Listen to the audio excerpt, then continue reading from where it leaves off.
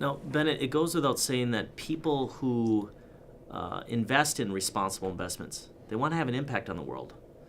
Now, can you paint a picture for us? How is this being measured? And what is Calvert's role in this?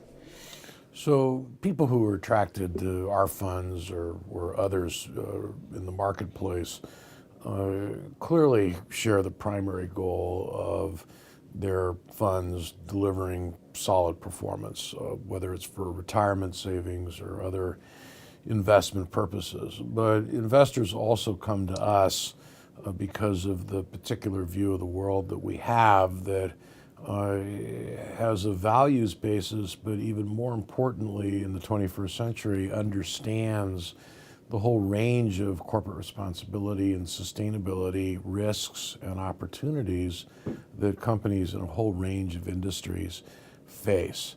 So we measure our success in addressing our shareholders' concerns and meeting their expectations really in two ways. First and foremost, by delivering solid positive returns, which we do for the most part across our 40 or so different mutual funds, ranging across virtually every style box, as we call them, in the investment categories. But secondly, in terms of the impact that we make through our shareholder advocacy and our public policy work. And we very much believe in the power of investment to improve the world, to strengthen corporate responsibility, to advance sustainability. And we apply a whole range of tools, shareholder resolutions, dialogue with management of companies, coalitions with other investors, sometimes with activist groups, NGOs, and public policy initiatives at the state and federal level in the U.S., internationally through the UN or the World Bank or other institutions to try to lift standards for whole industries.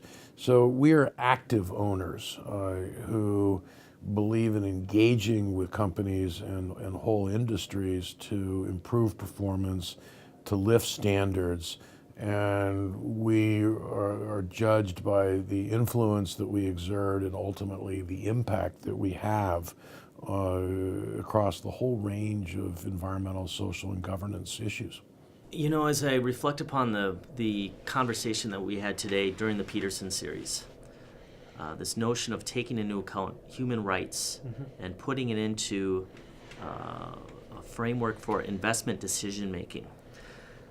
Sometimes when I sit back, I wonder, are we at the Center for Responsible Business, are we in a bit of a bubble having these kind of conversations? How mainstream are these conversations?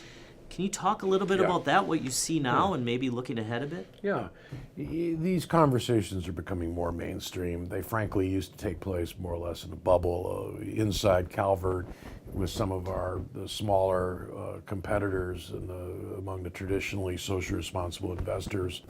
But we were very much having these conversations amongst ourselves in a fairly small echo chamber. The good news, though, even as these problems persist and in many ways have become exacerbated, is that there's now a wider range of investors who are part of the conversation. Some of the biggest pension funds in the US and Europe, pension funds in the Scandinavian countries and the Netherlands, some of the church pension funds, I'm thinking of Church of England, Church of Sweden, pension funds in the U.S. I'm thinking of CalPERS and CalSTRS first and foremost here in California, but also New York City and New York State. But some of the big institutional asset managers as well are now beginning to have these conversations, and indeed even some of the biggest banks. I've had conversations in recent months with J.P. Morgan Chase, with Citibank, with BNP Paribas of France, with Goldman Sachs. And there are analysts and portfolio managers at those institutions that are becoming aware of human rights related risk. I wouldn't say that they all have comprehensive due diligence processes to assess human rights risk. Some of them are further down the road than others.